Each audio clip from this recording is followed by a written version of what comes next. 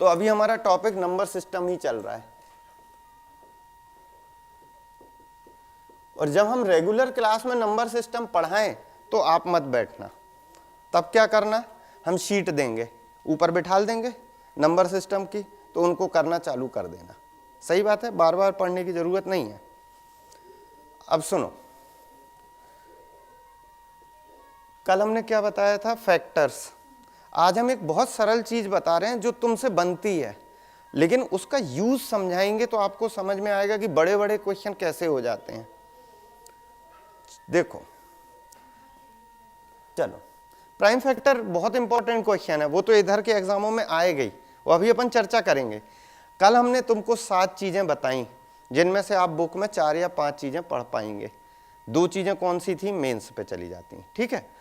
कुछ रूल हैं, जैसे पहला रूल है 2 से डिवाइड होने का रूल है। ये सुना है क्या तुमने? तो तुम बोलोगे ये तो बहुत इजी है, ये तो हमसे बन जाता है। बात बनने की नहीं है, इसका हम मेंसुरेशन में भी यूज करेंगे, तो उसको समझने का है कि हम कैसे यूज करेंगे, ठीक है।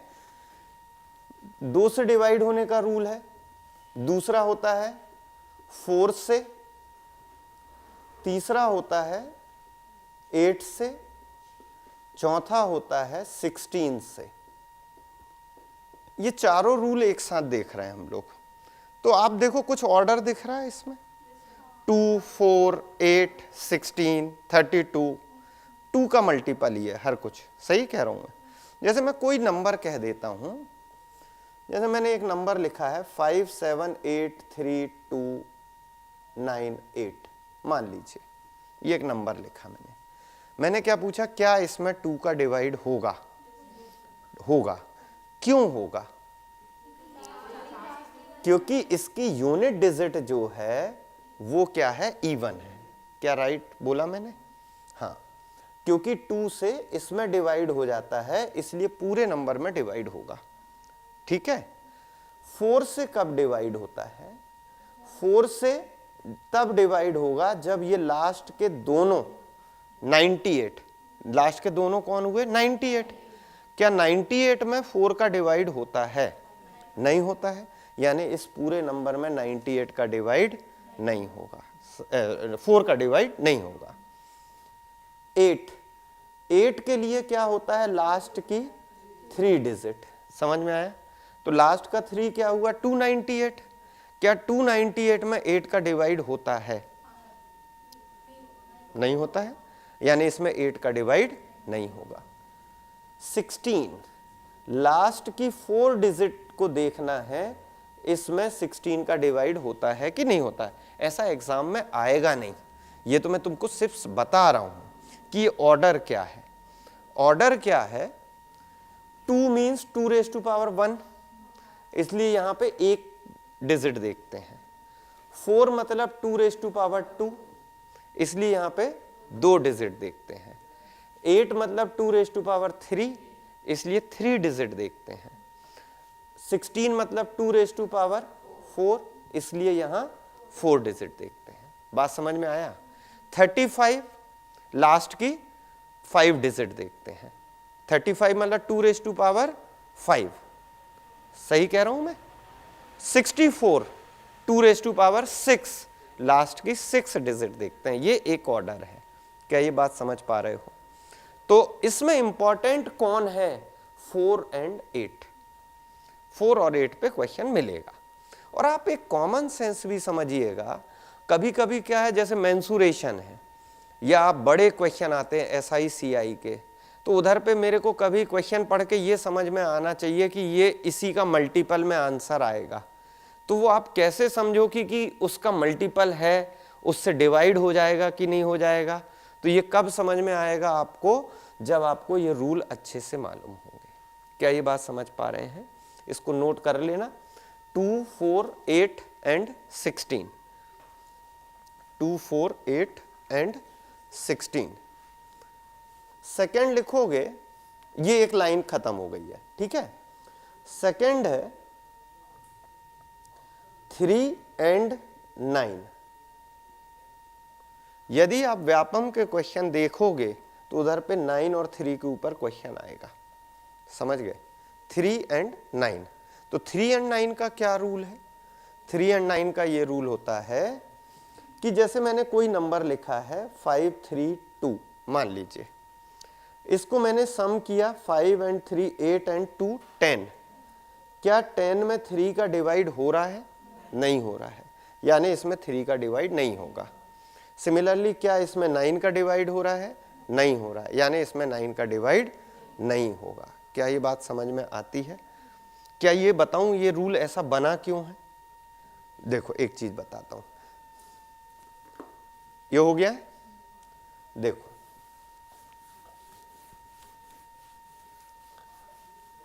देखो ये रूल बनता क्यों है, मैं उसके बारे में आपको बताता हूं।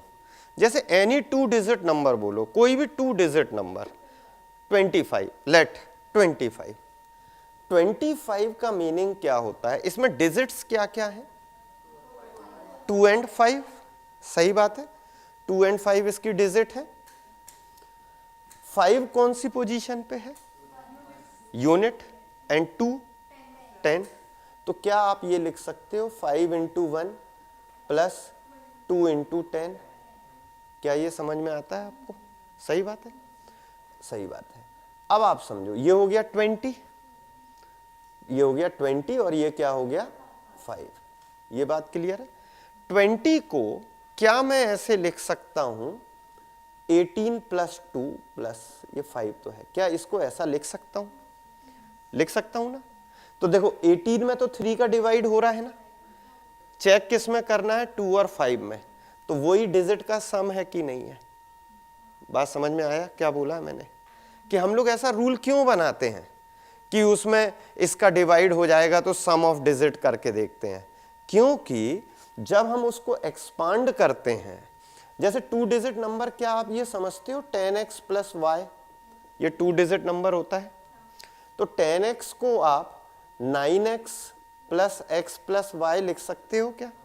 तो देखो 9x में तो 3 और 9 का डिवाइड हो ही जाएगा, तो ये x और y डिजिट के सम हुए कि नहीं हुए? तो इसलिए यहां रूल बनता है कि 3 और 9 का रूल क्या है कि सम ऑफ डिजिट्स करके देखते हैं। हर एक चीज के पीछे एक रीजन है कि वो रूल क्यों बना है। क्या ये बात क्लियर हो गई है? चलिए, तो 3 और 9 का रूल खत्म है। अभी हम इनके क्वेश्चन पे आएंगे। एक और रूल होता है 11, वो एक इंपॉर्टेंट होता है, हम उसके बारे में चर्चा करेंगे। अभी आपको 1 2 3 4 5 का रूल समझते होगे, लास्ट में 0 होगा या 5 होगा, लास्ट में 0 होगा या 5 होगा, तो 5 से डिवाइड हो जाएगा। 6 का अपना कोई रूल नहीं होता है, 6 का फैक्टर क्या है? 2 into 3। समझ में आ रहा है? मतलब जिस नंबर में 2 का डिवाइड होगा और 3 का होगा तो उसमें 6 का भी हो जाएगा। तो आपको 2 का भी रूल मालूम है, 3 का भी रूल मालूम है। क्या ये क्लियर हो गया है? 7 को मैंने अभी नहीं बोला है, 8 और 9 बोल चुका हूं, ठीक है। अब मैं पहले जितना बता चुका हूं उसके ऊपर क्वेश्चन लेते हैं। अब देखो, लिखिएगा, एक छोटा सा सवाल आपसे बनवाता हूं मैं। जैसे मैंने यहां पे ये बोला, मान लीजिए ये लिख दिया, समझ में आया? क्या इसमें 2 का डिवाइड होगा? नहीं होगा। अच्छा, यहां पे मैं क्या रख दूं जिससे कि 4 का डिवाइड हो जाए? नहीं होगा, सही बात है। यहां पे क्या रख दूं जिससे कि 8 का डिवाइड हो जाए? नहीं होगा, पक्की बात है। चलो, अब यहां पे मैंने 6 कर देता हूं, सही है। यहां क्या रख दूं ताकि 2 का डिवाइड हो जाए? नहीं, क्या रख दूं? 1 रख दूं, 0 रख सकता हूं। मतलब 2 से डिवाइड वो तो 6 के कारण हो रहा है, इधर कुछ भी होगा मुझे कोई मतलब नहीं है। तो यहां क्या क्या आ सकता है? 0 1 2 3 4 5 6 7 8 9, कितने नंबर? 10। तो क्वेश्चन क्या है, आप जरा मेरी बात को ध्यान से समझना। आपको लगा अरे ये तो बहुत इजी क्वेश्चन है, ये तो मेरे से ऐसे ही बन जाएगा, लेकिन वो यहां ये नहीं पूछेगा कि इधर पे क्या रख दें। How many values are possible to this place? Clear हो गई बात? कि इस प्लेस के लिए कितनी वैल्यू पॉसिबल है, तो आप बोलोगे इस प्लेस के लिए ये 10 वैल्यू पॉसिबल है। राइट? क्वेश्चन समझते हो ना? अच्छा, अब मैं बोलता हूं इधर क्या रख दूं जिससे कि 4 का डिवाइड हो जाए? 1। बिल्कुल सही है, 1 रख दोगे तो 4 का, 0 रखने से होगा क्या? नहीं। 1 रखने से होगा, ठीक है। 2 रखने से नहीं होगा, 3 रखने से होगा, 4 रखने से नहीं, 5 हो जाएगा, 6 नहीं, 7 हो जाएगा, 8 नहीं, कितने हुए? 5। तो 2 के लिए कितनी पोजीशन बन रही थी? 10। तो 4 के लिए कितनी बनी? 5। यानी आधे इवन आधे ऑड। सही बात है कि नहीं? सिंपल समझ रहे हो ना? यदि मैं बोलूं इधर क्या रख दूं जिससे कि 8 का डिवाइड हो जाए, अब आ गया डिफिकल्ट कि नहीं आ गया? अब 8 में क्या करोगे आप? पहले यहां 0 रखोगे तो नंबर हो जाएगा 206, फिर 8 का डिवाइड करके देखोगे, है कि नहीं? करके देखोगे, नहीं हो रहा, फिर क्या रख के देखोगे? 1, फिर 2, तो इसमें तो बहुत टाइम हो जाएगा। तो अब मैं एक 8 के नियम को एक और तरीके से बताता हूं, अब आप ओरल बताने लगोगे। सही कह रहा हूं मैं? तो देखो, जब मैंने ये पूछा था कि इधर क्या रख दूं जिससे कि 2 का डिवाइड हो जाए, तो आपको क्या लगा? अरे ये तो बहुत आसान क्वेश्चन है, लेकिन वो पूछेगा उसको दूसरे तरीके से, तो इसलिए उसका कॉन्सेप्ट समझो कि 2 के लिए इधर के किसी भी पोजीशन के लिए बोलेगा तो 10 डिजिट अवेलेबल है। सही बात है कि नहीं? लेकिन यदि 4 के लिए पूछ लेगा तो जब 2 के लिए 10 हो रही है तो 4 के लिए 5 हो जाएंगी। बात क्लियर हो रही है? अब जरा समझना, 8 के लिए मैं एक और तरीका बताता हूं, उसको समझना। ये बताओ 8 के लिए कितनी डिजिट देखना है? 3 डिजिट देखनी है। कौन कौन सी? यूनिट, 10 और 100। सही कह रहा हूं? यूनिट, 10 और 100। तो अब एक बात समझो, ये जो 100 पोजीशन है ये या तो इवन होगी या ऑड होगी, इसके अलावा कुछ और हो सकता है क्या? नहीं। तो आप बोलोगे 100 पोजीशन पे ही क्यों बात कर रहे हैं? क्योंकि 8 किसका फैक्टर है? 4 का। 4 के टेबल में 8 आता है ना, यानी जिसमें 8 का डिवाइड होता है उसमें 4 का भी होता होगा कि नहीं होता होगा? तो मुझे इधर पे 4 का रूल इंक्लूड करने वाला हूं, तो 4 का रूल लास्ट 2 डिजिट में होता है, तो इसलिए मैंने इधर या तो इवन है या इधर ऑड है। क्या ये बात समझ पा रहे हो? अच्छा, 8 से डिवाइड होने वाला कोई नंबर बोलो 3 डिजिट का, कोई नंबर बोलो जिसमें 8 का डिवाइड हो जाता है। 512 सुना है? 512 क्या होता है? ये क्यूब होता है 8 का। देखो मैं नंबर वो ही बोलूंगा जो तुमको रटना पड़ेगा। 512 जो है 8 का क्यूब होता है। तो 512 ये किसका एग्जाम्पल है इन दोनों में? नीचे वाले का।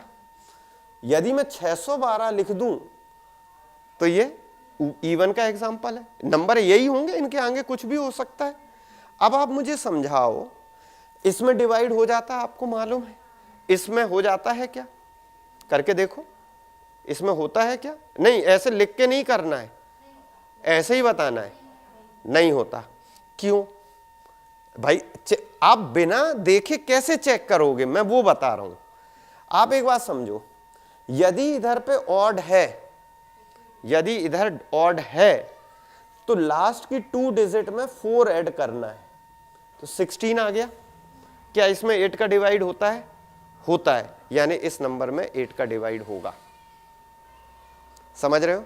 और यदि इवन होता है तो क्या इसमें 8 का डिवाइड होता है? नहीं होता, यानी इसमें 8 का डिवाइड नहीं होगा। क्या बात समझ पा रहे हैं? मैं एग्जांपल बताऊंगा, फिर से ध्यान से सुनो। सिर्फ 2 केस है, इवन और ऑड। यदि इवन है तो इसको छोड़ना है और इसको देखना है 8 का डिवाइड होता है कि नहीं होता है। नहीं हो रहा, यानी नहीं होगा। लेकिन जब ऑड होगा तो छोड़ना तो इसको भी है, लेकिन इसमें 12 में नहीं करेंगे डिवाइड। कितना ऐड करके करेंगे? 4 ऐड करके डिवाइड करके देखेंगे। राइट? अब देखो, 8 के मल्टीपल में। अब देखो, अब आप चीज समझ पा रहे हो, क्योंकि 8 जो है 4 के फैक्टर में, तो 4 ऐड करने पे क्या वो 8 के टेबल में आ रहा है। जैसे 4 का टेबल देखो 12 होता है 4 के टेबल में, 4 ऐड करोगे 16 आ जाएगा, 8 का आ जाएगा। 20 होता है 4 के टेबल में, 4 ऐड करोगे 24, 8 के टेबल में, इसलिए 4 ऐड किया जाता है। बात समझ गए। अब देखो, जैसे अब किसी ने तुमको एक क्वेश्चन बनाया, मान लो एक एग्जाम्पल बना रहा हूं मैं, ये नंबर दे दिया, किसी ने बोला 8 का डिवाइड होगा, तो डायरेक्ट बोलो होगा। क्यों होगा? ये कौन सी पोजीशन है? 100, इवन। इवन है तो इवन है तो लास्ट की 2 डिजिट देखना है। 32 में 4 का डिवाइड 8 का होता है, खत्म। यही क्वेश्चन ऐसा आ जाए, अब ये कौन सी पोजीशन है? ऑड। अब इसमें डिवाइड करके नहीं देखना है, 4 ऐड करना है। 36 हो रहा है, क्या इसमें 8 का डिवाइड होता है? नहीं होता है, यानी इसमें 8 का डिवाइड नहीं होगा। क्या अभी डायरेक्ट समझ में आएगा? देखो एग्जाम में कैसा आएगा, 7 मिसिंग 6 मान लीजिए, तो इधर 2 और 4 में तो दिक्कत नहीं है, वो तो इजी समझते हो। किसी ने मेरे से पूछा कि इधर पे क्या आएगा ताकि 8 का डिवाइड हो जाएगा। अब तुम क्या सोचते हो, पहले मैं 0 रखूंगा फिर 1 रखूंगा, ऐसे नहीं सोचना है, ऑप्शन देखना है। पहली बात तो जब हम पेपर कराएंगे तो ऑप्शन दिखवाएंगे, लेकिन इधर हम मेथड बता रहे हैं। ये ऑड है कि नहीं? क्या इधर 0 रख सकते हो? यदि 0 रखोगे तो नंबर 6 ही होगा। 4 ऐड करने पे कितना आएगा? 10। क्या 8 का डिवाइड होता है? नहीं। तो अब ऐसे रख रख के थोड़ी ना देखना है भाई, जैसे 1 है 16, 4 ऐड करोगे तो 20, नहीं। 2 रखोगे 26, 4 ऐड करोगे 30, नहीं होगा। 3 36, 4 ऐड करने पे 40, 8 का डिवाइड होता है, यानी इधर पे क्या आएगा? 3 आएगा। क्या इस समझ में आया? तुम बोलोगे अब रखने ही तो पढ़े ही तो रहे हैं, नहीं। ऑप्शन में क्या होगा, ये बोलेगा मिसिंग टर्म क्या है, मिसिंग टर्म क्या है, तो ऑप्शन देगा 1 2 3 4, सही है कि नहीं? ये मिसिंग टर्म में भरना है, तो मैं क्या करूंगा, इधर जैसे 6 है, या तो नंबर 16 बनेगा, या 26 बनेगा, या 36 बनेगा, या 40 बनेगा। 4 ऐड करने पे 20, 8 का डिवाइड नहीं होता। 4 ऐड करने पे 30, 8 का डिवाइड नहीं होता। 4 ऐड करने पे 40, 8 का डिवाइड होता है, यानी यही आंसर है। तो हम एग्जाम में ऐसे करके देखेंगे, लेकिन अभी मैंने क्या किया, आपको सिर्फ समझाया है। क्या क्लियर हो गई ये बात? 8 का रूल समझ में आ गया है। 3 और 9 में दिक्कत नहीं है, वो दिक्कत मैं बनाऊंगा तब आएगी, समझ गए? अभी नहीं होगी दिक्कत। चलिए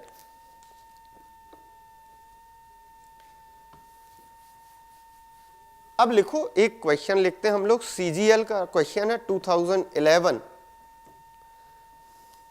एक नंबर है 335, ठीक है, एक नंबर है 335। सेकेंड नंबर है 5A7। इनको करना है प्लस, ठीक है, और इधर लिखो 8B2। पहले ऐसा लिखो, ये क्वेश्चन है 335, 5A7, 8B2, ठीक है। अब कंडीशन क्या है, कंडीशन लिखना है 8B2 is divisible by 3, then what is the largest value of A। अब आपको मुझे आंसर बताना है। मैंने क्वेश्चन क्या पूछा है, आप उसको जवाब दिया करें ना, आप ये ना बताया करें कि ऐसा होगा वैसा होगा। What is the largest value of A?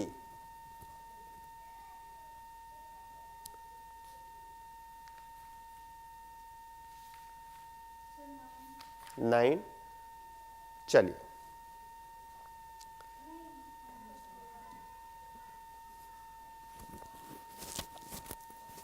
क्या आएगा 3,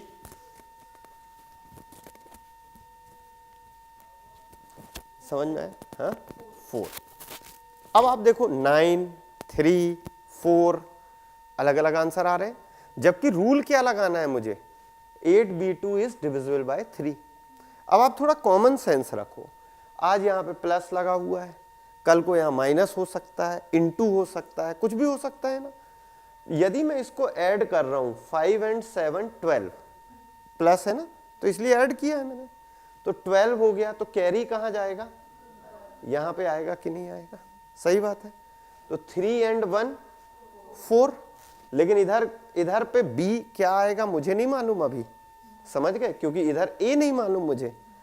अच्छा इधर देखो 5 and 3 8, क्या इधर कैरी गई है, नहीं गई ना। पहले मैं तुमको क्वेश्चन स्पष्ट कर रहा हूं कि आपको सोचना कैसे है। इधर से कैरी गई है तो इधर +1 लिखा है, लेकिन क्या यहां से यहां कैरी गई है, नहीं गई है, यानी इस लाइन का उतना मतलब नहीं है। अच्छा ये तो 4 हो चुका है, ये 4 हो चुका है। यदि मैं a की वैल्यू इन केस 6 रख दूं तो 6 और 4 10, तो कैरी जाएगी कि नहीं जाएगी। 7 रखूंगा तो जाएगी, 8 रखूंगा तो, 9 रखूंगा तो जाएगी, यानी 6 से लेके 9 तक तो आंसर बोलना ही नहीं था। यानी आंसर कहां से चालू करना है, 0 1 2 3 4 5, राइट, इतना ही आंसर बोलना चाहिए था हमको। लेकिन ये एक कंडीशन खत्म। दूसरी हमने बाउंडेशन कर लिया कि 0 से 9 तक आप रख सकते हो, 4 5 6 7 8 9 यहां तक की वैल्यू पुट कर सकते थे, लेकिन इसका मतलब है ये नहीं रखना है, यानी इनको रख सकते हैं, क्लियर है। लेकिन अब एक दूसरी कंडीशन आई कि 8b2 इज डिवाइडेड बाय 3। 3 से डिवाइड होने का रूल क्या है, 8 and 2 10, 10 है, क्या 10 में 3 का डिवाइड होता है, नहीं होता है। 8b2 ये होगा 10, 10 में 3 का डिवाइड नहीं होता, तो b की वैल्यू क्या रख दूं जिससे 3 का डिवाइड होगा, 2 रख सकते हैं। तो यदि b की वैल्यू आप 2 रखते हो तो 12 हो जाएगा, यदि b की वैल्यू 3 रखते हो तो 13, b की वैल्यू 4 रखते हो तो। अच्छा आपने एक चीज और बताई मुझे, हाँ कितना बताया था, 14, 5 रखते हो तो 15, 6 रख सकते हो क्या, नहीं रख सकते हो। अब आप बताओ b की वैल्यू 2 रखने पे तो 3 का डिवाइड हो रहा है, b की वैल्यू 3 रखने पे क्या डिवाइड हो रहा है, नहीं हो रहा है। 4 रखने पे डिवाइड हो रहा है, नहीं हो रहा है। 5 रखने पे डिवाइड हो रहा है, हो रहा है। दोनों में लार्जेस्ट कौन सा है, 5। पूछा क्या, what is the largest value of a। तो अब देखो कि यानी b की वैल्यू यहां पर 2 भी हो सकती है और 5 भी हो सकती है। क्या 2 होना पॉसिबल है, नहीं है, क्यों, क्योंकि ऊपर 4 हो चुका है ना, तो यानी इधर क्या होना चाहिए, फिर 5 होना चाहिए। मतलब इधर पे b की वैल्यू आपने 5 पुट की है कि नहीं की है, तो ऊपर हो चुका है 4, यानी a की वैल्यू क्या पुट कर सकते हो, 1, तभी वो क्या बनेगा, 5 बनेगा। क्या ये बातें समझ पा रहे हैं, कुछ बोलना चाहते हैं बोलिए। इतना टाइम एग्जाम में नहीं है मेरे पास, है ना, लेकिन मैं तुमको अभी एक्सप्लेन कर रहा हूं क्वेश्चन को कि ये करना क्या है, इसमें फिर से समझते हैं इसको। यदि आपको समझ में नहीं आया है तो इसको हम लोग फिर से समझते हैं, ठीक है। अभी देखो अभी आंसर आया नहीं है, अभी तो मैंने आपको स्पष्ट बताया कि ऐसा ऐसा सोचना है। फिर से सुनो, पहले आप एक बात बताओ, क्या b की वैल्यू a की वैल्यू इनमें से कोई हो सकती है, नहीं हो सकती, राइट।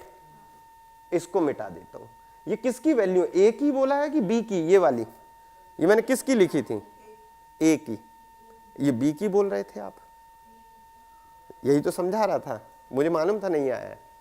भाई ये 3 और 1 4, यदि a की वैल्यू 6 रख दूंगा तो इधर कैरी जाएगा, मेरा ये कहना है। b डिपेंड है किस पे, a पे, तो मैं पहले a पे मैंने बताया, यानी a की वैल्यू इनमें से कोई हो सकती है कि नहीं हो सकती, मैं आपसे ये पूछ रहा हूं, हो सकती है ना। चलो मैं फिर से अच्छे से बताता हूं, ये तो 12 हो गया, ये 4 है कि नहीं है, यानी अब कुल मिला के 4ab ऐसा हुआ कि नहीं हुआ, सही है। अच्छा 8 और 2 10, 10 में 3 का डिवाइड नहीं होता है, तो उसके बाद किस में होगा 12 15, यानी b की वैल्यू 12 आने के लिए 2 चाहिए, ये कितना हो चुका है 4। तो a की यदि b की वैल्यू 2 लानी है तो a क्या पॉसिबल है यहां से रख दूं कुछ, नहीं, या तो b की वैल्यू 2 लाओ या क्या लाओ 5 लाओ, और क्या रख सकते हो, b की वैल्यू और क्या हो सकती है 6 नहीं 8, ये हो सकती है क्या, समझ रहे हो ना। ये 8 और 2 10, 10 के बाद 3 का डिवाइड किस में होता है 12 में, मतलब b की जगह 2 हो, 15 में b की जगह 5 हो, 18 b की जगह 8 हो, और कुछ हो सकता है b की वैल्यू, क्योंकि उसके बाद डिवाइड किस में होता है 21 में, तो फिर 21 थोड़ी ना रखोगे, इधर क्या रखना है डिजिट। मैं ये भी बताना चाह रहा हूं कि यदि क्वेश्चन ये पूछ लेता कि what is the possible value of b, ऐसा भी पूछ सकता था। आज उसने क्या पूछा है, a के बारे में पूछा है, मैंने किसके बारे में बता दिया, b के बारे में। देखो ये 4 है, क्या b 2 लाने के लिए a की कोई वैल्यू हो सकती है, क्योंकि प्लस करना है, नहीं हो सकती। 5 लाने के लिए a की क्या वैल्यू रख सकते हो, 1 रख सकते हो, यानी a की वैल्यू 1 हो सकती है कि नहीं हो सकती है। और b की वैल्यू 8 लाने के लिए a क्या रख सकते हो 4, तो a की पॉसिबल वैल्यू क्या हुई 1 और 4, लेकिन लार्जेस्ट क्या हुई 4। क्या बात समझ में आई है कि नहीं आई है, समझ में आया है। तो ये क्वेश्चन हमारे CGL का है। तो आप रूल 3 का लग रहा है कि नहीं लग रहा, आप बताओ मुझे, लेकिन वो सीधे सीधे नहीं आया, ठीक है। तो इसको नोट करो और अपने शब्दों में लिखो, और इसको घर जाके फिर से करो।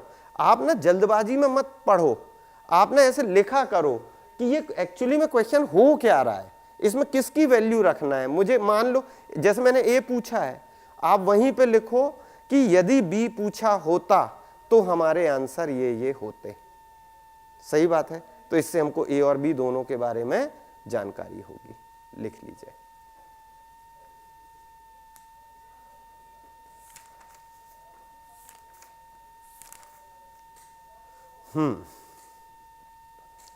सही है, आया समझ में कुछ। तो ये क्वेश्चन क्या बुक में मिल पाते हैं, हमें नहीं मिल पाते। बुक में क्या रहता है रूल। अब आप बोलोगे अरे ये कठिन हो गया, चलो एक सरल क्वेश्चन बता देता हूं मैं, जिससे आपका उत्साहवर्धन बना रहे। देखिए इस सिर्फ इतना लिख लीजिए, बाकी कंडीशन है ना। और कल पढ़ के आइएगा फिर से इसी क्वेश्चन को और मुझे समझाइएगा कि कैसे हो रहा है ये, है ना। आप एक चीज समझिए, क्वांटिटी पे मत जाइए कि हमने कितने सवाल करे हैं, आप ये समझिए कि वो एक सवाल को आपने कैसे समझा है, ठीक है।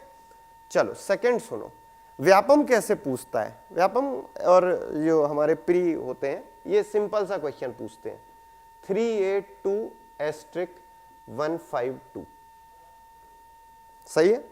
तो क्वेश्चन क्या है, फाइंड द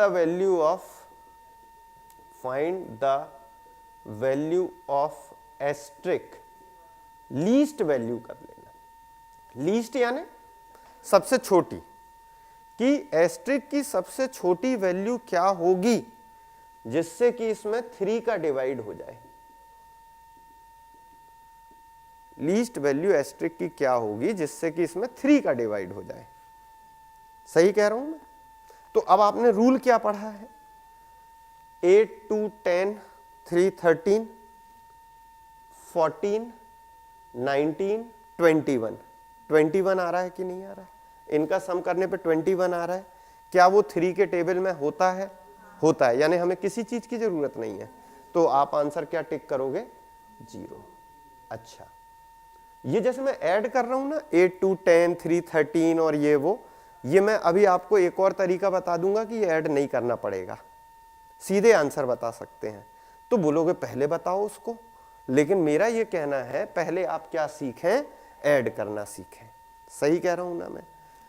तो अब आंसर आ गया 0, तुमने फटाक से बता दिया, बोले भैया तो इसका आंसर, ये टोटल आ रहा है 21, इसलिए इसका आंसर आ गया 0।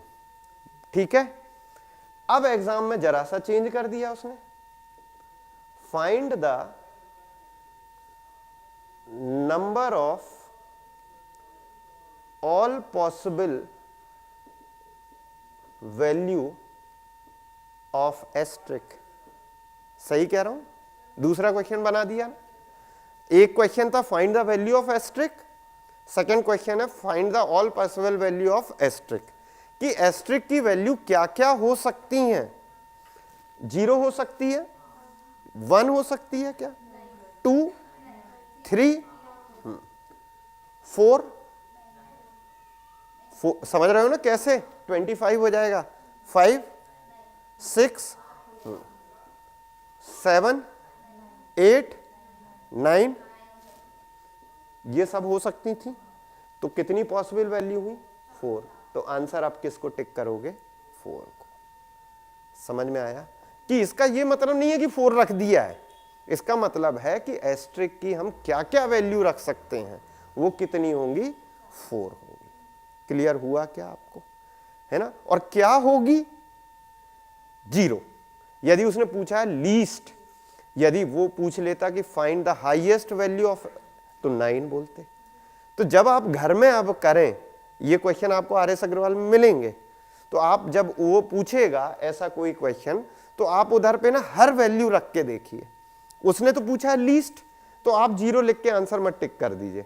आप वहां देखिए क्या क्या और रख सकते हैं, क्योंकि उसने जब पूछ लिया हाउ मेनी पॉसिबल वैल्यू, तो उधर पे तो आपको फिर पूरी निकालनी पड़ेगी। तो इसलिए आप घर में करें तो एक क्वेश्चन को इतना लिखें कि वो यदि ये पूछता तो ये आंसर होता, पॉसिबल वैल्यू पूछता तो ये आंसर होता, ऐसे पढ़ना है।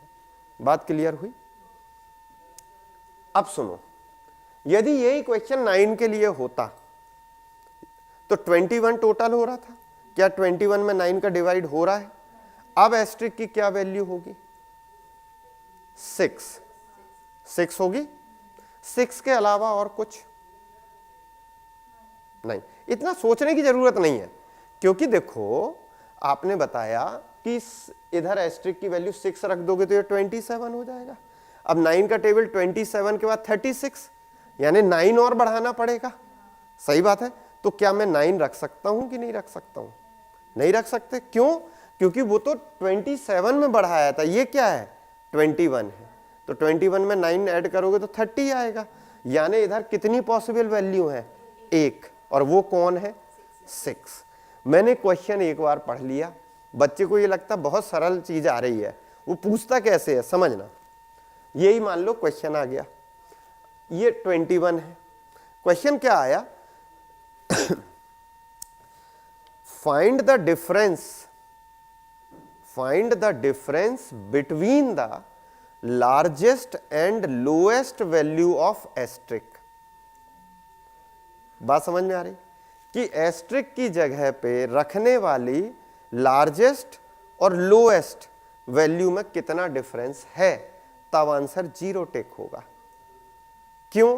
क्योंकि इधर पे एक ही वैल्यू पॉसिबल है, 6 ही लार्जेस्ट है और 6 ही लोएस्ट है, तो उसका डिफरेंस क्या आएगा, 0।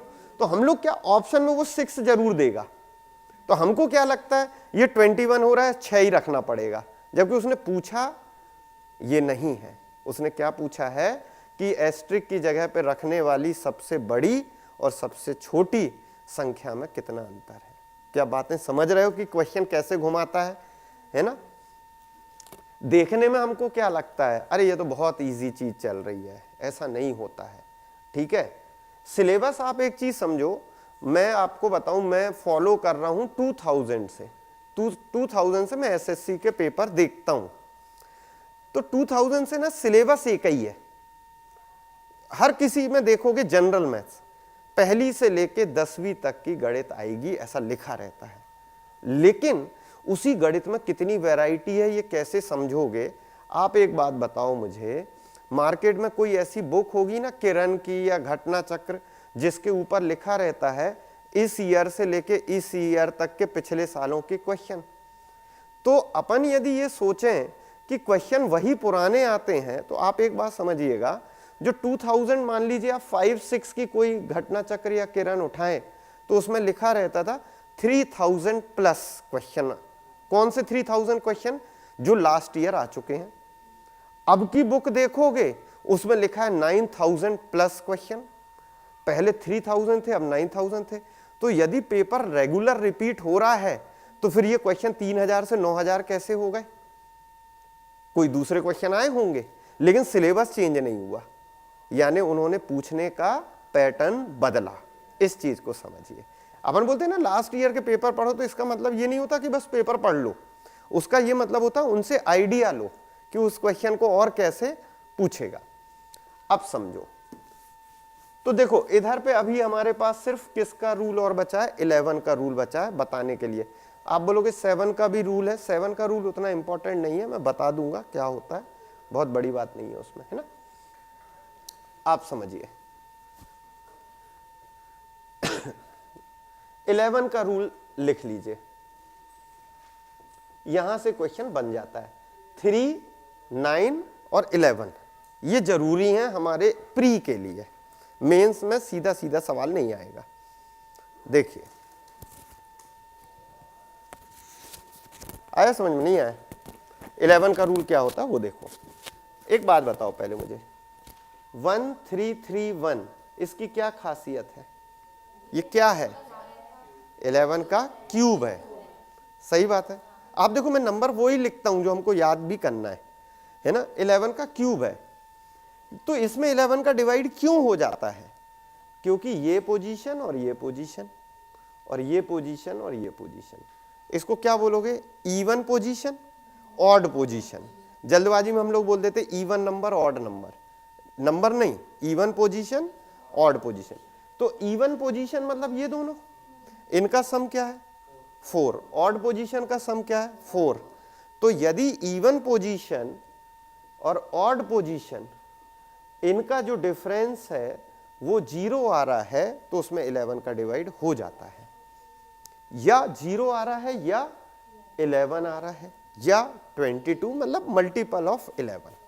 क्या ये बात समझ गए? तो इसको वर्ड्स पे नहीं जाना है हमको क्या समझना है? Even position minus odd position या odd position minus even position, उससे कोई मतलब नहीं है, नेगेटिव का इफेक्ट नहीं है। क्या ये क्लियर है? तो अब देखो, मान लीजिए जब हम आपको शीट देंगे ना तो उनमें इनके ऊपर क्वेश्चन होंगे, तो उधर पे अपन लोग क्या करेंगे? मान लो 50 क्वेश्चन की शीट है, क्वेश्चन वही है, किसका डिवाइड होगा किसका नहीं होगा, क्वेश्चन वही रहेंगे, लेकिन उधर आप कितने जल्दी करोगे। और हर पेपर में हम 10 क्वेश्चन ऐसे डालेंगे जो आपसे नहीं बनने चाहिए। यदि उनको करने लगे तो ये हम समझ जाएंगे कि आप ठीक हो रहे हो, और नहीं बन रहे हैं तो उनको सीखना पड़ेगा। वो मेंस है, ठीक है, बाकी प्री है।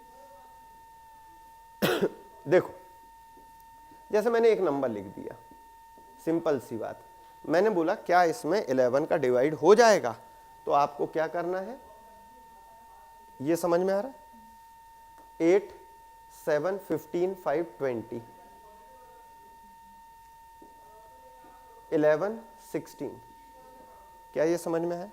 डिफरेंस कितना आया? 4, यानी इसमें 11 का डिवाइड नहीं होगा। डिफरेंस क्या आना था? 0 या 11। क्लियर है? लेकिन आप सोचो मैं कैसे ऐड करता हूं, है ना। मैं ये नहीं कह रहा हूं कि मैं बहुत फास्ट हूं, आपको फास्ट होना है ना। नहीं तो मैं तो ये बता दूंगा इसको छोड़ सकते हो उसको छोड़ सकते हो, लेकिन अभी उसको नहीं कर रहा हूं मैं, है ना। अभी आप क्या करो, बार बार ऐड करो। बनेगा क्या ये? चलो एक 7 का छोटा सा रूल और बता रहा हूं मैं, वो एग्जाम में आता नहीं है। 7 का रूल आता किसका है? 3, 9, 11, 8, 4, इनको देखना है, समझ गए। 5 का तो आएगा नहीं। देखो जैसे 7 का रूल क्या है, देखो बुक में क्या समझाया है वो आपको समझा रहा हूं। जैसे 343 मान लीजिए, ऐसा बोला, इसमें 7 का डिवाइड हो जाएगा कि नहीं हो जाएगा? हो जाएगा, क्योंकि हमको मालूम है कि ये 7 का क्यूब है। तो मैं ये बताना चाह रहा हूं, बुक ने रूल ऐसे समझाए कि जब ऐसा नंबर होता है, या 4 डिजिट का भी हो सकता है, ये मैंने तो ये इसलिए बताया कि आपको ये पहचान का नंबर है आपके, कि आपको मालूम है इसमें डिवाइड होता है। तो उन्होंने रूल क्या बताया है कि जो यूनिट डिजिट है, यूनिट इकाई, इसको डबल करो। 3 है तो 6 और इससे घटाओ, तो कितना आया? 28। क्या 28 में 7 का डिवाइड होता है? होता है। तो इसमें भी 7 का डिवाइड होगा। मैं कहता हूं इससे अच्छा मैं उसी में करके देख लेता, इतना स्टेप क्यों बढ़ाऊं? फायदा कब है वो समझा रहा हूं। जैसे कहीं पर एक बहुत बड़ा नंबर लिखा है 352। अब किसी ने पूछ लिया क्या इसमें 7 का डिवाइड होगा? अब जो रूल बताऊंगा वो काम का है। जो ओरिजिनल रूल बुक में लिखा है ये उतना काम का नहीं है, वो तो मैं ऐसे ही डिवाइड करके देख लूं, क्यों करूंगा मैं ऐसा? लेकिन इसमें ऐसे ही डिवाइड करके नहीं देख सकता। और इधर पे एक खास बात और है, इधर यदि ये रूल लगा रहे हो तो इससे अच्छा डिवाइड ही कर लो भाई, इसका डबल करके इससे सब्ट्रैक्ट करोगे, फिर करोगे, ऐसा नहीं करना। अब इसमें ना पेयर होते हैं, जैसे ये एक पेयर है, 3 का पेयर बनाना है, ये एक पेयर है। समझ में आ रही है बात? अच्छा, हम हर चीज का रीजन भी तुमको समझाएंगे कि ऐसा क्यों होता है, ऐसा क्यों डिवाइड हो जाता है, वो भी हम समझा देंगे, ठीक है ना। ये पेयर बना लिए 3 के, इन पेयर का डिफरेंस कितना है? 0। यदि डिफरेंस 0 आया तो 7 का डिवाइड हो जाएगा, या डिफरेंस क्या आना चाहिए? 7 या 7 का टेबल। अब आप देखो इसमें 7 का डिवाइड करो, करके देखो,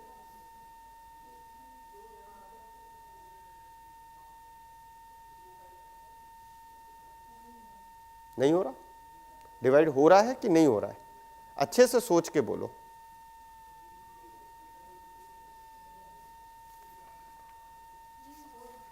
अरे कुछ लोग बोल रहे हैं हो रहा है, कुछ लोग बोल रहे हैं नहीं हो रहा है।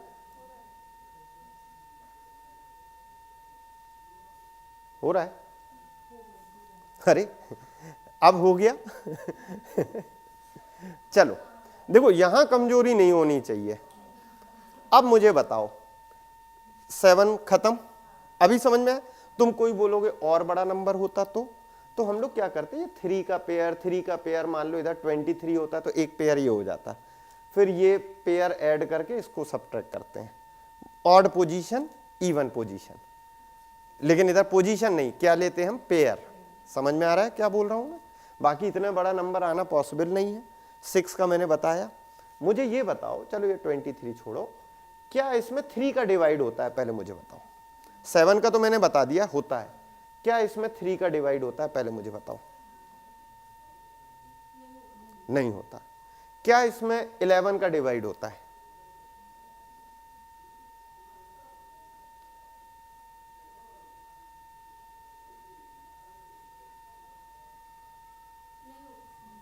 कितने देर में बताते हो, ऐसे नहीं समझ पाते हो। ये तो ये 10 हो गया, और ये कितना है? ये भी 10 हो गया कि नहीं? तो हो तो रहा है डिवाइड। नहीं आ रही बात समझ में? Even place sum of even place minus sum of odd place 0 आ रहा है, हो तो रहा है फिर 11 का। फिर वही बात तो है ना। अब ये बताओ इसमें 13 का होता है कि नहीं होता है?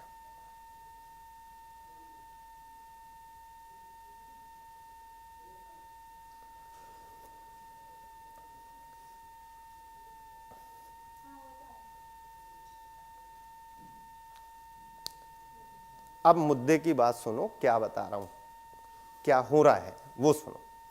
कभी भी कोई भी नंबर इस टाइप से लिखा है, किस टाइप से? रिपीटिंग, जैसे 529 529, इस टाइप से, तो इसमें हमेशा 7 11 13 1001 का डिवाइड होगा ही। इसको नोट करो। इसलिए तो मैं कॉन्फिडेंट हूं। जैसे आप बोल रहे हो नहीं हो रहा है, मुझे तो मालूम है रूल होता ही है तो आप क्यों नहीं कर रहे हो?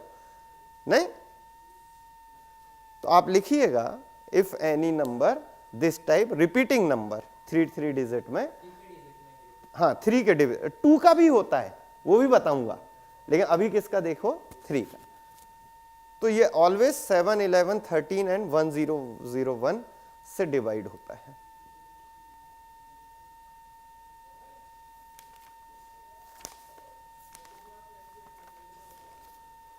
बात क्लियर हो गई है क्या? अभी देखो मैं इसका क्वेश्चन तुमको बनाने वाला हूं, अभी तुम समझ नहीं पा रहे हो। अभी तुम क्या सोच रहे हो, एक रूल, अब अच्छा अब ये खत्म हो गया, अब अच्छा लगने लगा। मुद्दा अभी आया ही नहीं है। आज मैंने ऐसा नंबर लिखवा दिया, एग्जाम में दूसरा आ गया, तो उधर रूल तुमको खुद डेवलप करना पड़ेगा तुरंत, तो वो अभी मैं बताऊंगा। अब सुनो, अब मुझे एक चीज समझाना, कोई भी नंबर रिपीट करके लिख देता हूं, 2 2 2 2 2 2 6 बार। देखो 6 बार चल रहा है, नहीं तो तुम सोचो 7 बार, ठीक है 6 बार ही है। इसमें ये बताओ मुझे, क्या 7 का डिवाइड होगा? हो जाएगा कि नहीं हो जाएगा? पक्का बोलो, डायरेक्ट देख के समझे कि नहीं, क्योंकि 3 के पेयर 0 हो रहा है कि नहीं हो रहा है। 7 हो जाएगा, 11 हो जाएगा, 13 हो जाएगा, 3 अब नया नंबर लाया, क्या इसमें 3 का डिवाइड होगा? हो जाएगा। अब सुनो, अब क्या होता है, ये भी 6 डिजिट नंबर था, लेकिन ये क्या हो रहा था, 3 में रिपीट हो रहा था। ये भी 6 डिजिट नंबर है, लेकिन सेम नंबर है। तो अब इसमें क्या लिखवाया मैंने, 7, 11, 13, 1001। इसमें लिखो किस किस का डिवाइड होगा, 3, 7, 11, 13, 21, 37, 1001। इसको लिखो 3, 7, 11, 13, 21, 37 एंड 1001। आप बोलोगे ये तो बहुत सारा पढ़ना पड़ेगा इसको, है ना? अभी देखो सब समझ में आ जाएगा।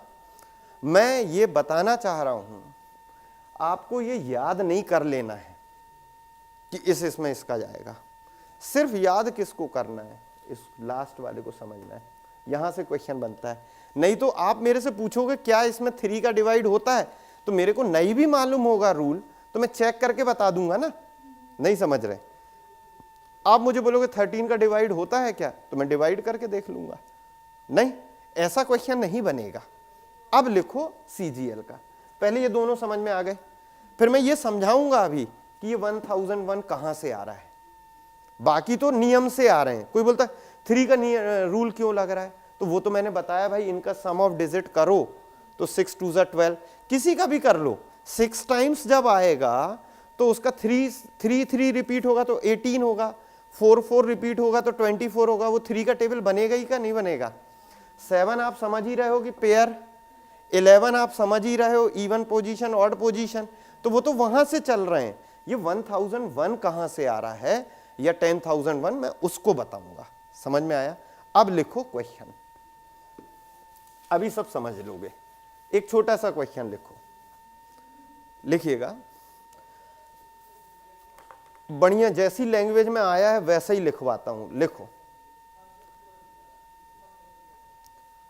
6 digit number in the form 6 digit number in the form XY XY XY, ठीक है, where X, ये क्या लिखा है मैंने, X की वैल्यू जो है 1 से बड़ी या बराबर, लेकिन 9 से छोटी या बराबर। क्लियर? अब करना क्या है, क्वेश्चन आगे लिखो, this number is always divisible by, this number is always divisible by, option है 1 0 1 0 1 0 1 0 1 और भी इन्हीं को अरेंज करके। अब आप बोलोगे सर ने तो ऐसा कुछ बताया था कि 3 नंबर रिपीट होते हैं, तब हमने 10,001 बताया था, लेकिन अब कितने नंबर हैं ये? X Y. तो यानी मुझे रूल सीख लेना चाहिए। जो मैंने तुमको अभी पढ़ाया वो एक्स वाई जेड था। क्या सही कह रहा हूं मैं? तो यदि अब मैं जो बता रहा हूं वो यदि आप सीख लोगे तो क्या हो जाएगा, आपको समझ में आ जाएगा। तो डस्टर कहाँ है? देखो, तो जब क्वेश्चन ऐसा लिखा रहता है ना, दिस इज लेस देन और इक्वल टू ये वो, तो अपन को लगता है काफी कठिन क्वेश्चन हो रहा है। अब आप जरा समझना जो मैं करने वाला हूं। आज मैंने ये पढ़ाया, एग्जाम में ये आ सकता है 25-25, 24-24, है कि नहीं? तो पहले मैं इसको करके बताता हूं, फिर इस पे आएंगे।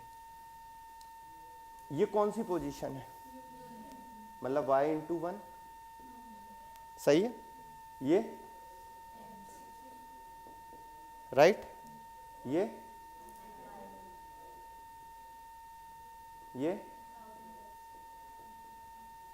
कोई डाउट है इसमें? ये कितना हो गया?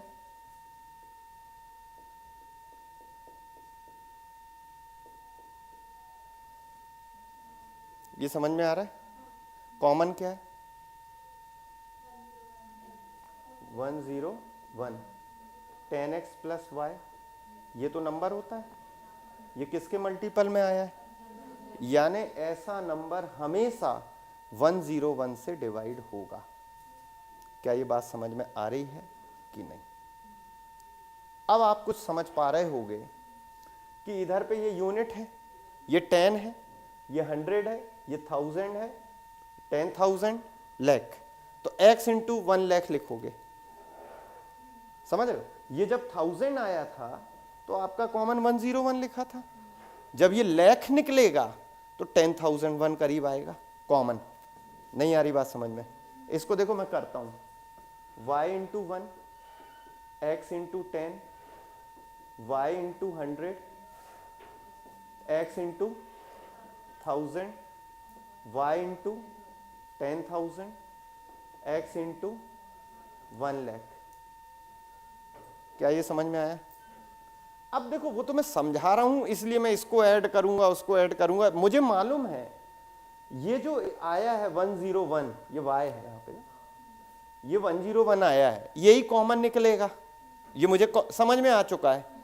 इधर पे मैं x को ऐड नहीं कर रहा हूं, y को ऐड कर रहा हूं, क्योंकि उसी के साथ की वैल्यू कॉमन निकलेगी। ये क्या हो गया? 10,000, 10,010, 10,001। इसका मतलब है 10,000 ये आएगा कि नहीं आएगा? सही लिखा है, ऐड कर लेना, राइट? तो इसमें कॉमन क्या निकलेगा? यही निकलेगा। अब ये तो समझाने की बात अलग है कि इसको मैं और बड़ा लिख दूं फिर पूछूं कितना कॉमन निकलेगा, वो एक सेकेंडरी बात है। ये मुझे मालूम है कि जो y के साथ है वही कॉमन जाता है। तो इधर y के साथ में क्या है? तो एग्जाम में ऐसे थोड़ी ना लिखते हैं पूरा, ये समझ जाता हूं, ये 1, 10 और ये क्या है? 10,000। तो 10,000, 10 और 1 यानी 10,000, 10, 1, यही कॉमन निकलेगा, यानी वही आंसर है। क्या ये बात समझ में आई? तो अब आप इससे कंफ्यूज नहीं हो गए। एक्स वाई पूछ लिया, एक्स वाई जेड पूछ लिया, अब कंफ्यूज नहीं होना है, मैंने बता दिया है। हाँ जी, वो क्या है? चमकाने की है। वो ये बताया गया है कि आप खुद कॉमन सेंस रखो ना। x की वैल्यू उन्होंने बोला है बिटवीन 1 to 9 और इंक्लूडिंग 1 to 9। क्या x की वैल्यू 1 और 9 के अलावा मैं कुछ और रखूंगा क्या? कोई बोलता 0 भी तो रख सकते थे, क्या यहां 0 रख सकता था मैं? नहीं, यदि 0 रख दूंगा तो वो 6 डिजिट का नहीं होगा, फिर 5 डिजिट का हो जाएगा, इसलिए उसने बताया। क्लियर है?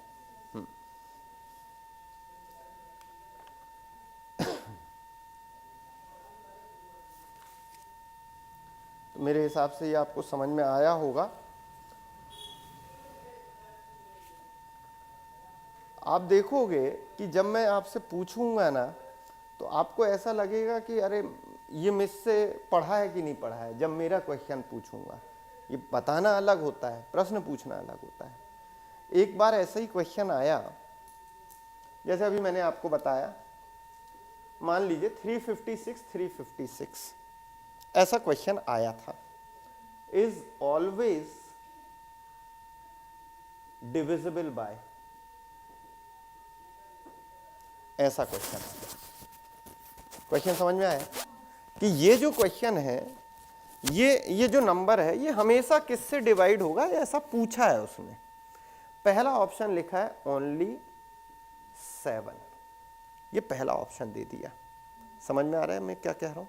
तो जैसे ही तुमने देखा, अब बच्चे को तो ये नंबर का आइडिया ही नहीं है। वो क्या कहता है, अच्छा 7 से जाना है, या तो वो 7 का रूल चेक कर लेता है, या फिर वो 7 से डिवाइड करेगा। तो डिवाइड करेगा तो 7 से डिवाइड हो जाएगा, तो उसको क्या लगेगा, हाँ यही आंसर है। लेकिन वो क्या कह रहा है, 7 नहीं बोल रहा है, वो बोल रहा है ओनली 7। इसका मतलब ये है 7 के अलावा किसी का नहीं जाता, जबकि ऐसा तो है नहीं। अभी मैंने लिखवाया ओनली 11, सही बात है, 11 से भी जाता है, लेकिन ओनली 11 से नहीं जाता है। एक और क्या लिखवाया मैंने, 13,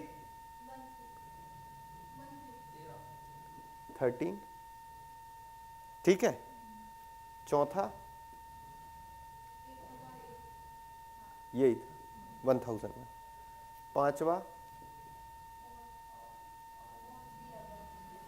नहीं समझे। लेकिन क्या आप आखिरी तक पहुंचेंगे? आप क्या सोचेंगे, 7 का तो हो तो रहा है, लेकिन उसने 7 के आगे क्या लगा दिया है, ओनली। इस वजह से गड़बड़ हो गया। क्या आपको पूछने का तरीका समझ पा रहे हैं? तो इस पे ध्यान दीजिएगा।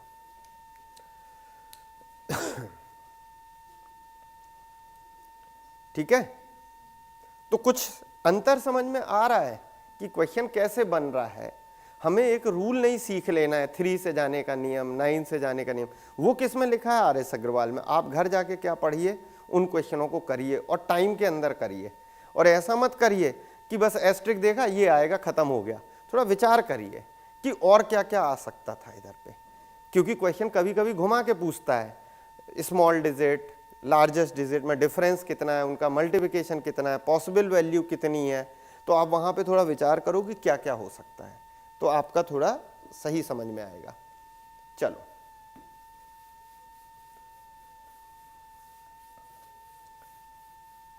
कल मैंने एक क्वेश्चन आपसे पूछा था कि को प्राइम और रिलेटिव प्राइम दोनों में क्या डिफरेंस था, बताइए।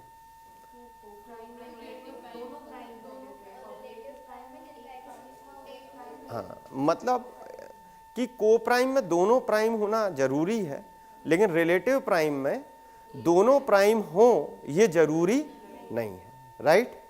अब आप समझे, बोले फिर ये बात आ गई, बेस यही है। अभी आप देखोगे, यदि मैं तुमको समझाने पे आ जाऊंगा ना, तो बहुत कुछ चीजें आपको लगेगा कि अरे हम ये पढ़ क्यों रहे थे इतने दिनों से। वो इसलिए पढ़ते हैं क्योंकि हमको कैलकुलेशन सुधारवाने हैं बस। बाकी आप पेपर यदि मैं सॉल्व कराऊं तो वो एक अलग तरीके से सॉल्व होता है। जैसे मैंने एक क्वेश्चन लिया है, ये भी किसी एग्जाम में मैंने, आप नहीं देखोगे, मैंने एक ही बार देखा है कहीं, कि परफेक्ट नंबर क्या है। ये क्वेश्चन आया हुआ है, परफेक्ट नंबर। अब जैसे इन्होंने बोला हाँ आर.एस. अग्रवाल में है, तो कल मुझे ये लाके ये दिखाएंगी कि ये कहाँ है। इन्होंने परफेक्ट नंबर देखा है कि परफेक्ट स्क्वायर देखा है। चल देखो, इन्होंने बोला परफेक्ट नंबर क्या है, ऑप्शन 4, 6, 8, 9 या 7। अब आप समझो, ये ऑप्शन भी ना देने के तरीके होते हैं।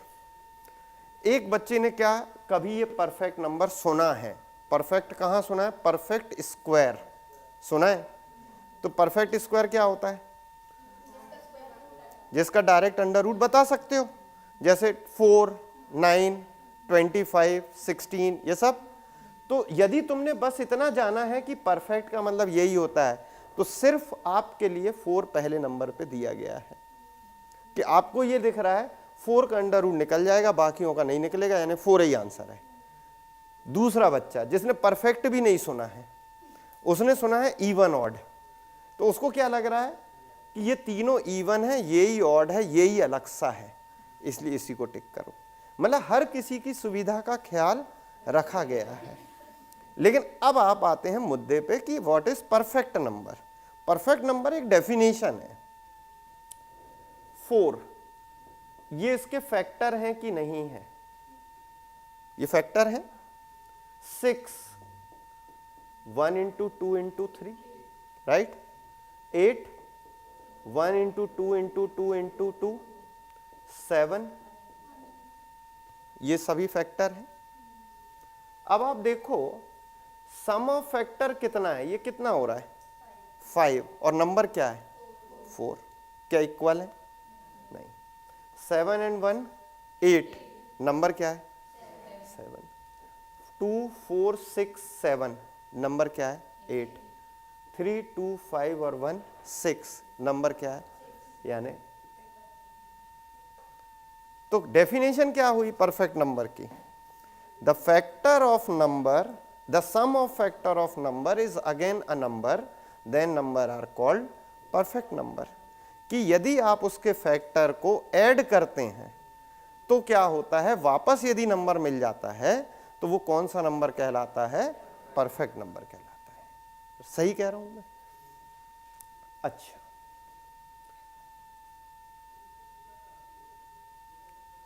क्लियर है?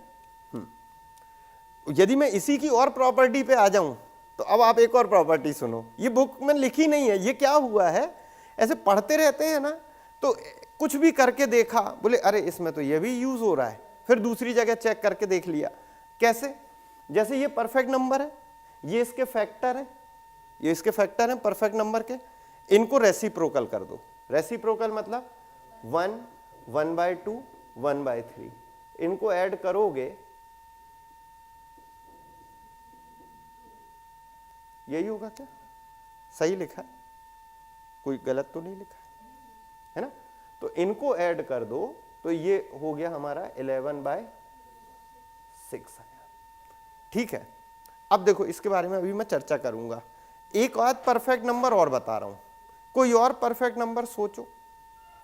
अब सोचने में तो हालत खराब हो जाएगी, ऐसे थोड़ी ना सोचते रहेंगे 18 का क्या है 9, वो तो क्वेश्चन ऐसा ही आएगा। अभी मैं इस प्रॉपर्टी को फिर लाता हूं, अभी इसको रोक दे रहा हूं, नहीं तो गड़बड़ हो जाएगा। ये मुझे बताओ 28 परफेक्ट नंबर है कि नहीं? 28 परफेक्ट नंबर है कि नहीं है?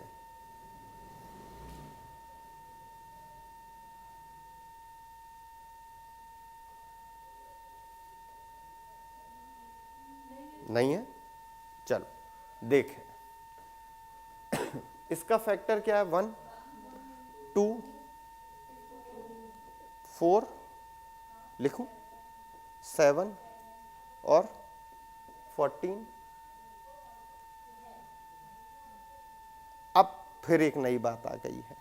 क्या बात ये आ गई है, इधर आपने बताया 3 2 5 और 1 6 हो रहा था, इधर पे तो ये ज्यादा हो रहा है ना? लेकिन आप देखो इसके फैक्टर का सम देखो, वापस क्या आ रहा है 28 आ रहा है। लेकिन क्या ये दोनों डेफिनेशन सेम है? क्या ये दोनों डेफिनेशन सेम है? एक बात बताओ, 3 2 6, क्या इसका इंटू करने से वापस 28 आ रहा है? नहीं। तो इधर डेफिनेशन क्या बताई कि उसके फैक्टर का सम करने पे वापस वही आना चाहिए, और इधर पे डेफिनेशन क्या हुई, इसके सभी पॉसिबल फैक्टर का सम करने पे वापस आना चाहिए। पॉसिबल फैक्टर मतलब समझ रहे हो, 28 में किस किस का डिवाइड हो जाता है? इन सब का होता है कि नहीं होता है? और इनको ऐड करने पे क्या आ रहा है 28 आ रहा है कि नहीं? इधर पे भी तो वही बात हुई थी, इधर पे भी वही बात हुई थी ना। ये तो सौभाग्य ये हो गया था कि इधर पे ये 6 था तो ये 3 2 6 वापस आ गया था, लेकिन इधर नहीं आ रहा ना। तो अब जो बुक ने डेफिनेशन बताई थी, जो मैंने पढ़ी थी, वो क्या लिखी थी? एग्जाम्पल यही लिखा था। तो बच्चा क्या समझा कि 6 है तो 3 इंटू 2 6, वापस 6 इक्वल है, लेकिन इसके फैक्टर का सम भी क्या आ रहा है 6। लेकिन एक्चुअल डेफिनेशन क्या है कि उसके जितने भी पॉसिबल फैक्टर हैं उनका सम वापस आना चाहिए। बात क्लियर हुई क्या? कि जितने उसके, जैसे 15 है लेकिन नंबर इंक्लूड नहीं करना है, 28 नहीं ले लेना, नहीं तो 28 बोलोगे वो भी तो एक फैक्टर है, नंबर इटसेल्फ नहीं करना है। जैसे 15 है 1 3 5 बस, और कुछ नहीं, 5 3 8 9 नहीं हो रहा है कि नहीं? और कोई नंबर आप सोच सकते हो, मैंने तो बता दिया यही होते हैं। ठीक है,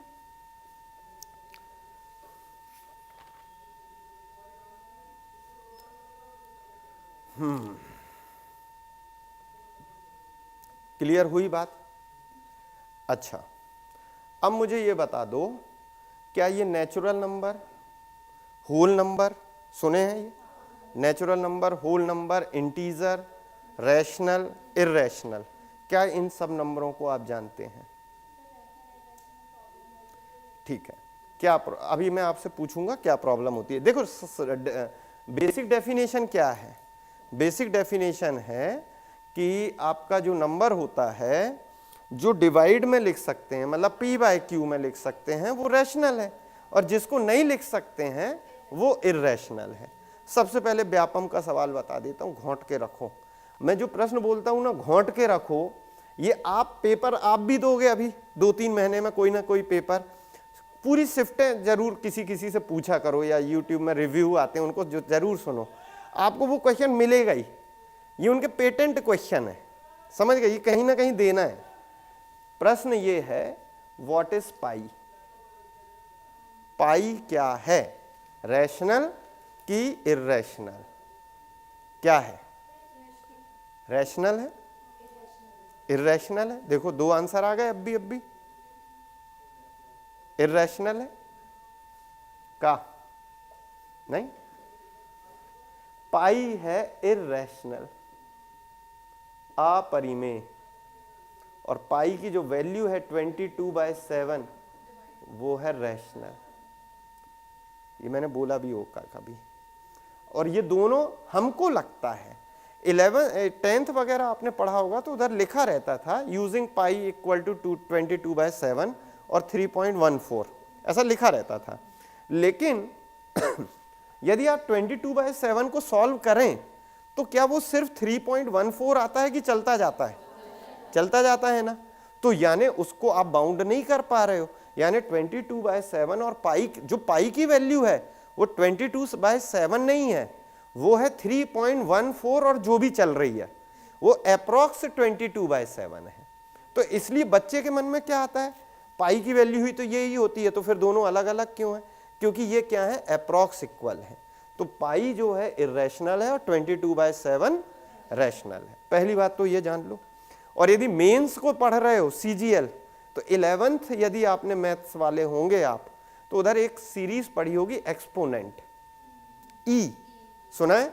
तो अब आप मुझे बताओ, सुना है तो what is the value of E between 2 and 3? E का वैल्यू जो होता है बिटवीन 2 and 3 होता है, लेकिन कितना होता है ये नहीं मालूम। तो यदि आप मेंस का एग्जाम दे रहे हो, जैसे एक वायरलेस इंस्पेक्टर का पेपर होता है, व्यापम से SI होता है ना, उसी में एक वायरलेस इंस्पेक्टर का पेपर होता है जो लोग केवल मैथ्स वाले लोग दे पाते हैं। उन पेपरों में ये क्वेश्चन आते हैं, क्योंकि उधर 11-12 की मैथ्स भी आ जाती है। तो E भी क्या होता है, इर्रेशनल होता है। ये रट लीजिएगा। आपको मैं पढ़ाना नहीं चाहता कि व्हाट इज E, मैं सिर्फ बताना चाहता हूं कि ये याद कर लो कि E क्या है, इर्रेशनल है।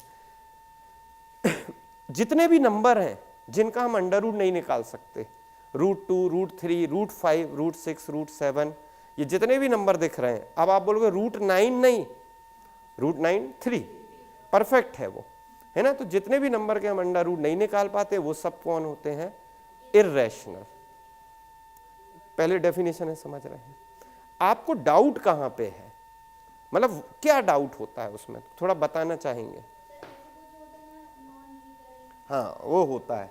उसके पीछे एक छोटी सी बात बता देता हूं, ये क्लियर है क्या, है ना।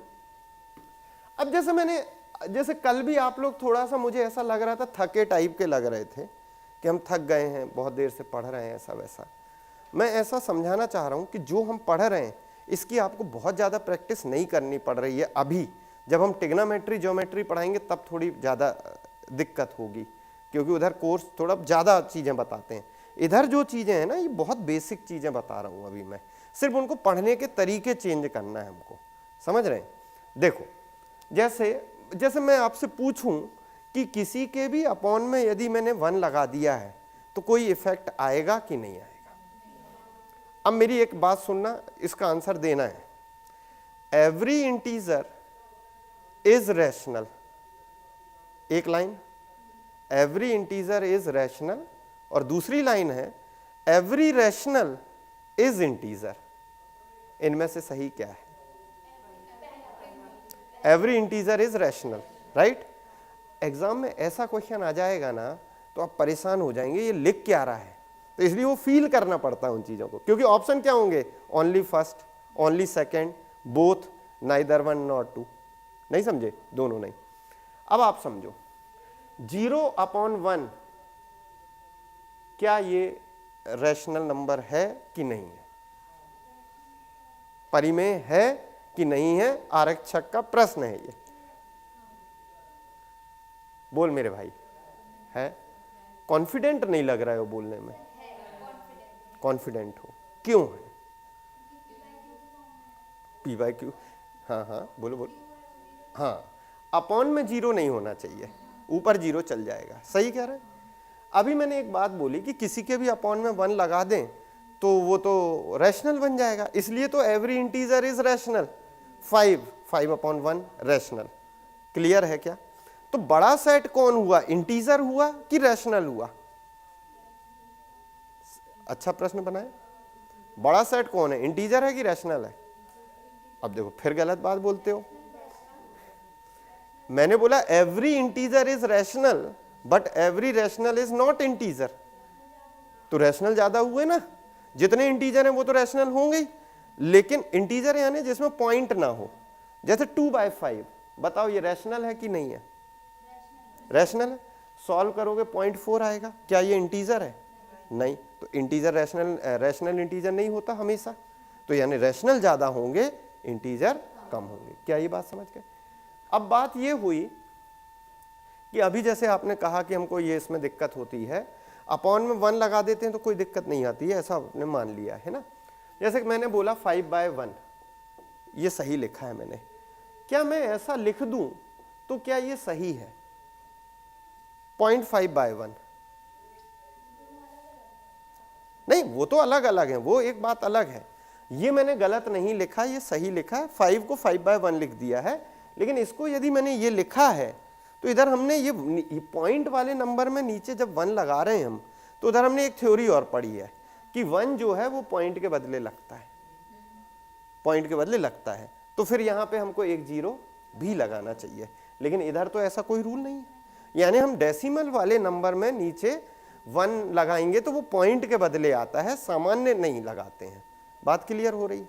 अब एक बात समझो, जैसे 1/2 है, 1/2 0.5 होता है। इसको 5/10 लिख सकते हो क्या? 5/10 लिख सकते हो। ये रैशनल है कि इरैशनल है? रैशनल है। 1/3 0.3333 चलता जाएगा, इसको बार बोलते हैं जब रिपीट होता है। बार का मतलब क्या होता है? 9। बार का मीनिंग 9 होता है। इनफाइनाइट टाइम्स है तो बार लगता है, और बार का मीनिंग क्या होता है? 9। क्यों होता है वो मैं अगली क्लास में बताऊंगा, ठीक है। इसका मतलब 3/9। क्या ये रैशनल आया कि इरैशनल आया? रैशनल आया। अरे अपॉन में लिख रहा हूं ना, इसको अपॉन में लिख सकते हैं। ये जब ये 1/3 ही तो था, रैशनल ही नहीं कहलाएगा। अब मैं √2 लिख देता हूं, 1.41 ये चलता जाएगा। जब आप इसके अपॉन में 1 लगा दोगे तो वो डेसिमल के बाद कारण आया है, तो डेसिमल के बाद कितनी डिजिट हैं ये बताओ? 2 नहीं है, डैश है, तो नहीं पता कितने 0 लगाने हैं, यानी इसमें अपॉन में 1 नहीं लगा सकते, यानी इसको अपॉन में नहीं लिख सकते। इसलिए ये क्या है? इरैशनल है, क्योंकि इसको अपॉन में नहीं लिख सकते। तो ये दोनों रैशनल हैं और ये इरैशनल है। तो डेफिनेशन क्या है? ये टर्मिनेटिंग है, टर्मिनेट, ये नॉन टर्मिनेट है दोनों, लेकिन ये नॉन टर्मिनेट रिपीट है और ये नॉन टर्मिनेट नॉट रिपीट है। तो non terminate not repeat irrational होता है और नॉट टर्मिनेट रिपीट रैशनल होता है। क्यों होता है, ये मैंने 3 एग्जांपल लिखे। सही है, चलो इस पे कल चर्चा करेंगे।